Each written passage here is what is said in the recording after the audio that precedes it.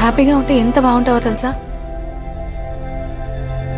అయినా ఇలా కూడా బానే ఉంటావు, కానీ అలా అయితే ఇంకా బాగుంటావు సత్య. టైం పడుతుంది కానీ మారిపో.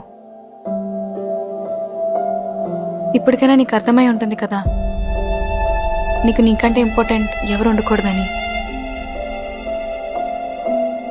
సెల్ఫ్ లవ్ అలవాటు చేసుకో, సెల్ఫ్ కేర్ అలవాటు చేసుకో. నీకు నచ్చింది తిను, నచ్చినట్టుండు, నచ్చిన పని చేయి. సడన్ గా అంటే కష్టం, కానీ